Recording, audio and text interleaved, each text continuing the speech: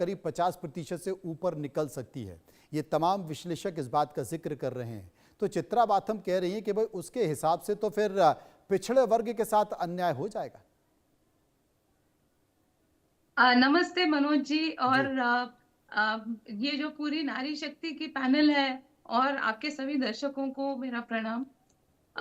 देखिए, ऐसा है कि 2008 में कांग्रेस ने बड़ी इच्छा से, बड़ी स्फूर्ति से उन्होंने इंट्रोड्यूस किया था ये, जैसे अभी हमारी बहन बता रही थी, 2008 में कांग्रेस ने ये इंट्रोड्यूस किया था और फिर उसको 2010 में राज्यसभा में पास किया, लेकिन लोकसभा में वो लेकर ही नहीं आए क्योंकि उनके खुद के अलायंस पार्टनर्स ने इन्हीं सब विषयों के कारण इसको रोक दिया था।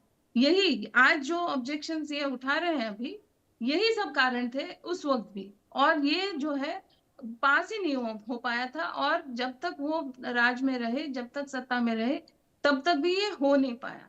और अभी अच्छा हुआ कि अभी पिछले इसमें 2023 में सभी पक्षों ने उसको समर्थन देकर इसको पास किया।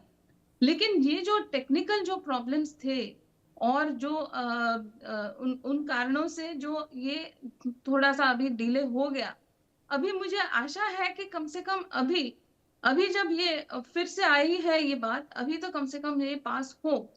अभी जो बातें ये उठा रहे हैं, जो ओबीसी के विषय, या फिर जो जाति जनगणना होनी चाहिए थी या सेंसस होनी चाहिए थी, अभी सेंसस की बात ऐसी है कि जब ये सेंसस की बात निकलती है, या ये क्या कितनी आबादी होने वाली है और हर राज्य में क्या कैसा इसका असर होने वाला है, जब ये सारी बातें निकलती है तो इन्हीं के अलायंस पार्टनर्स वहां पर वो उसी बात को लेकर वो प्रोटेस्ट कर रहे हैं। दिन ब दिन आपने देखा होगा कि काले कपड़े में आकर वो प्रोटेस्ट कर रहे हैं, कह रहे हैं कि ये अगर ये सेंसस के हिसाब से चलता है, 2011 की ही सेंसस क्यों ना हो, तब अगर ये चलता है तो फिर हमें बड़ा नुकसान उठाना पड़ेगा, हमारी सीटें कम हो जाएंगी।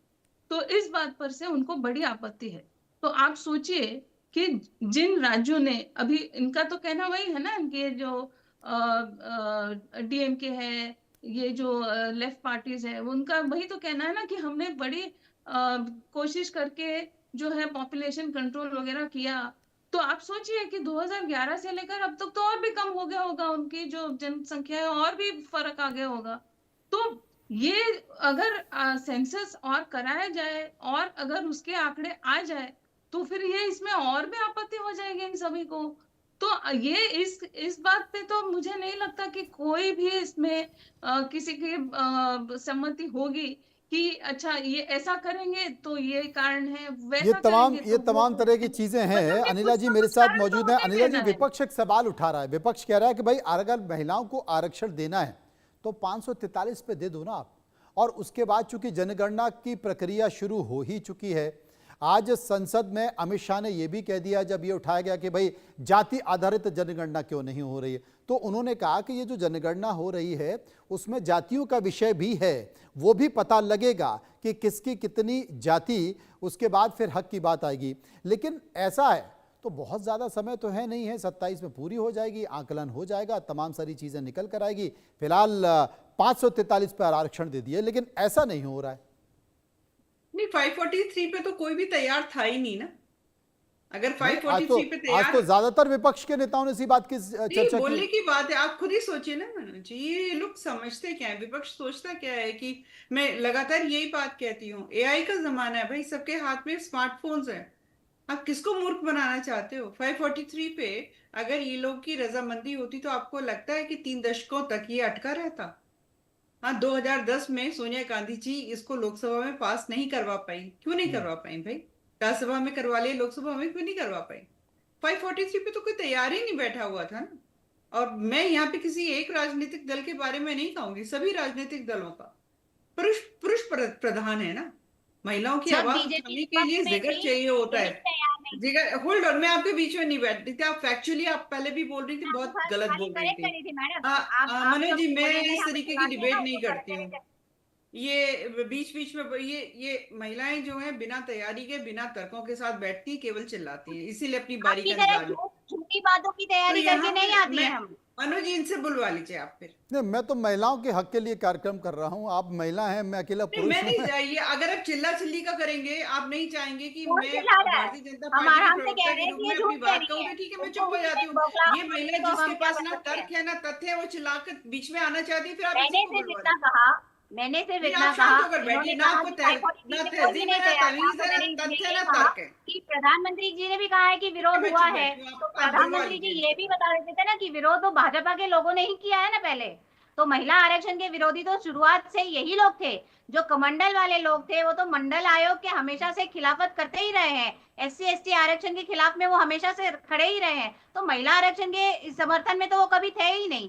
तो आज जो ये बहुत बड़ी बड़ी बातें कर रहे हैं, अपनी महिमा मंडन गाने की कोशिश कर रहे हैं, बहुत इमेज मेकओवर की है जो यहाँ पे बड़ा सा टास्क किया गया है, वो मुझे ऐसा लगता नहीं कि देश की महिलाएं समझें। निधि यादव, जिसका जिक्र उसमें अनिला जी कर रही थी कि भाई 543 पर कोई तैयारी नहीं था। विपक्षी पार्टियां, जो आज की विपक्षी पार्टियां हैं, वही तैयार नहीं थी। अगर तैयार होती तो फिर पहले ही लागू हो गया होता। जी मुझे लगता है भारतीय जनता पार्टी की प्रवक्ता को ध्यान नहीं है, लेकिन सभी पार्टियां उस वक्त यही कह रही थी अगर आरक्षण लागू ही करना है तो 543 पे कर दीजिए। आप ही ने कहा कि सेंसस लाएंगे, डिलिमिटेशन करेंगे। देखिए सितंबर 2023 की बात है, 2023 जी। चुनाव होने वाला था 2024 में लोकसभा का। जब लोकसभा का चुनाव हुआ और जिस तरह का सेटबैक खासकर उत्तर प्रदेश में भारतीय जनता पार्टी को मिला, आप कह रही हैं कि उनके भाई बैठे थे, उनकी पत्नी बैठी थी। आपने अवधेश प्रसाद जी को नहीं देखा, जो प्रभु श्री राम जी के जन्म स्थान से आते हैं और प्रभु श्री राम जी का पूरा आशीर्वाद मिला। समाजवादी पार्टी के सांसद हैं, जो बगल में ही बैठे हुए थे माननीय राष्ट्रीय अध्यक्ष अखिलेश यादव जी के बगल में। शायद आपने नहीं देखा होगा, आपको नहीं दिखाई दे रहे होंगे, लेकिन मैं बस ये बोलना चाहती हूँ कि 2024 का जो सेटबैक भारतीय जनता पार्टी को मिला उत्तर प्रदेश में, खासकर उनका ये कार्ड चल नहीं पाया। फिर वो वेट करते रहे। आज देखिए जिस तरह से आज बंगाल में चुनाव है, असम में चुनाव है, भारतीय जनता पार्टी को इतनी आनन फानन क्या है? हम तो यही कह रहे हैं भाई ये सेंसस कराइए ना, 2029 में लगना है ना, तो आप सेंसस कराइए, 29 में आप लागू कर लेंगे बहुत आराम से। अगर आप सेंसस शुरुआत हो चुकी है 2027 तक, उत्तर प्रदेश के पंचायती राज के चुनाव होल्ड कर दिए गए हैं क्योंकि सेंसस चल रहा है। सेंसस हो जाएगा, उसके बाद 29 में आप लागू करिए। क्योंकि मैं आपको बताती हूँ ये क्यों नहीं करना चाहते हैं, क्योंकि 2011 का जो सेंसस है इन्होंने पूरी तैयारी कर ली सुनियोजित तरीके से। इन्होंने सारा डिलिमिटेशन और इनको कहाँ पे कौन सीटें कैसे क्या करनी है, इनका बहुत बड़ा देखिए गुप्त खुफिया प्लान है जो ये उजागर नहीं कर रहे हैं। यही वजह है इतनी जल्दबाजी की। जल्दबाजी अगर नहीं है, आपको अगर मंशा आपकी सही है तो आप अच्छे बेस से लाइए ना। जिस चीज का बेस ही गलत होगा तो वो उसकी फाउंडेशन आप कितनी स्ट्रांग बनाएंगे 15 साल पहले का, और आप कह रहे हैं 15 साल के लिए अगले महिला आरक्षण लाएंगे, मतलब 30 साल तक आप जो बेस लेके चल रहे हैं वो मिसमैच है टोटल। आप बताइए तो कहां से आपके मंशा राइट, जस्ट और फेयर रिजर्वेशन है ही नहीं। हम चाहते हैं जैसे आपने कहा कि हर महिला को संबल मिलेगा, महिला को मजबूती मिलेगी, अपनी बात रखेगी। मैं फिर से अपनी बात दोहराती हूँ, जो प्रिविलेज्ड वर्ग की महिला है और जो शोषित वंचित पिछड़े दलित समाज की महिला है, उन लोगों की परेशानियों में, उनकी समस्याओं में जमीन आसमान का फर्क होता है और महिला की बात मजबूती से नहीं जाएगी संसद में। आप बात करते हैं समाजवादी पार्टी की, मैं आपको बताना चाहती हूँ कि समाजवादी पार्टी ने 2024 का जब इलेक्शन हुआ लोकसभा का, समाजवादी पार्टी ने 12 महिलाओं को टिकट दिया। आज समाजवादी पार्टी की 5 महिला सांसद हर जाति वर्ग से चुनकर गई हैं संसद में। वहीं भारतीय जनता पार्टी ने 75 सीटों पे चुनाव लड़ा जहां पे सिर्फ 7 महिलाओं को टिकट दिया। एक महिला रिप्रेजेंटेशन है फ्रॉम यूपी, एक और इनकी सहयोगी दल की है। जी, आंकड़ा है जो निधि यादव बता रही हैं। लेकिन आप अपने इंटरनल अपनी पार्टी पे आप 33% तो छोड़िए, आप 10% भी नहीं लागू कर रहे हैं। अनिला जी आगे, अब अनिला जी इसका जवाब दे देंगी। अनिला जी इसका जवाब दे देंगे, कृपया उनको टोकना। बिल्कुल उत्तर दूंगी, परंतु मेरे को ये बिल्कुल अच्छा नहीं लगता क्योंकि सत्ताधारी राजनीतिक दल को मैं रिप्रेजेंट कर रही हूँ यहाँ पर, और मैं बोल रही हूँ, बीच में एक महिला चिल्लाने लगती है, उसको कंट्रोल नहीं किया जाता। उसके पास ना तथ्य है ना तर्क है, कूप मंडुका। देखिए ऐसा है, मैं लगातार मैं इस बात को कह रही हूँ और मैं फिर इस बात को कहना चाहूंगी कि कांग्रेस ने कोई पहल नहीं करी, मजबूत पहल नहीं करी कि ये जो बिल पास होकर एक्ट बन पाए। ठीक है, आज जो लोग अल्पसंख्यक महिलाओं के बारे में बात कर रहे हैं, इन लोगों ने मिलकर, आपको याद होगा शाबानो का केस, ठीक है, जो ट्रिपल तलाक को क्रिमिनलाइज करने की कोशिश किया गया था उसको खत्म कर दिया गया था। छोटा सा भत्ता उसको महिला को मिलना था 400-500 रुपए का, वो भी नहीं होने दिया था। और आज ये सबसे बड़े हिमायती बने बैठे थे। डिम्पल यादव जी की जगह अगर इकरा जी बैठी हुई होती तो मैं मान जाती कि आप लोग अल्पसंख्यक सीनियरिटी पे होता महिला, है।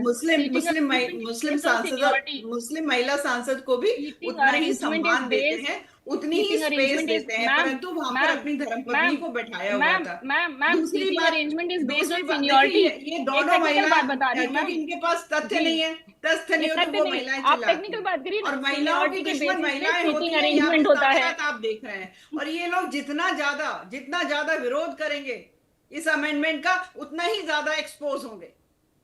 हाँ, ये तो देश के प्रधानमंत्री नरेंद्र मोदी ने कह भी दिया है कि जितना ज्यादा इसका विरोध होगा हमें फायदा उतना ही मिलने वाला है। जी, मैं एक बात यहाँ पे कहना चाहूंगी, कह दीजिए। मैं यहाँ पे एक बात कहना चाहूंगी कि कितनी बेशर्मी की बात है कि अमित शाह जब मुस्लिम रिजर्वेशन की बात आती है तो कहते हैं वो तो पॉसिबल ही नहीं है, माइनॉरिटी के अंदर मुस्लिम रिजर्वेशन पॉसिबल ही नहीं है। और यहाँ पे उन्हीं के प्रवक्ता, उन्हीं की पार्टी की प्रवक्ता बैठे बैठे शाहबाजनों का केस, ये केस, वो केस, अपनी राजनीतिक फायदे के लिए ये मुसलमानों को कभी दुय्यम दर्जे का नागरिक बना देते हैं और कभी कभी उन अपनी कन्वीनियंस के लिए एक का दुक्का केसेस उठा के बोल देते हैं। अगर शाहबानो का केस आपको बहुत याद है तो बिल्किस बानो को क्यों भूल जाते हैं कि उसके साथ आपने क्या किया था, वो भी हशरा आप याद रखिए। तो आप कृपया करके मुस्लिम रिजर्वेशन और मुस्लिम महिलाओं के बारे में ना ही अगर बोले तो ज्यादा बेहतर होगा। राजलक्ष्मी जी मेरे साथ मौजूद है। राजलक्ष्मी जी, क्या जैसे विपक्षी आरोप लगा रहे हैं कि ये इस बिल से, इस विधेयक से राजनीति